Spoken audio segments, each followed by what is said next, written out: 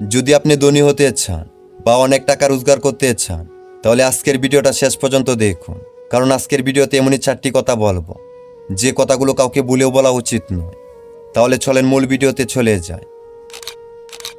সবার প্রথমে হলো, কাউকে কখনো এটা বলবেন না যে আপনার কাছে কত টাকা আছে আর কত টাকা রোজগার করেন, কারণ আপনি যদি এটা বলে দেন তাহলে সে আপনাকে হিংসা করবে। আর এই পৃথিবীতে কারো ভালো কেউ সহ্য করতে পারে না।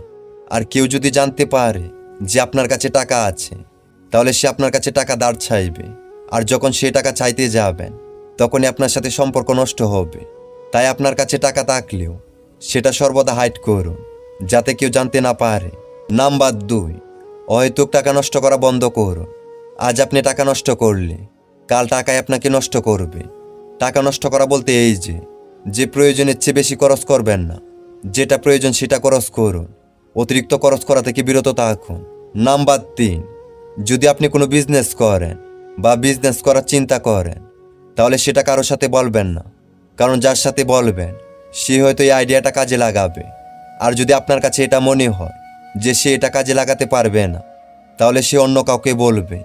তাই আপনার চিন্তাধারা বা আইডিয়া কাউকে বলবেন না, সেটা সর্বদা হাইট রাখুন, নিজের মধ্যে রাখুন।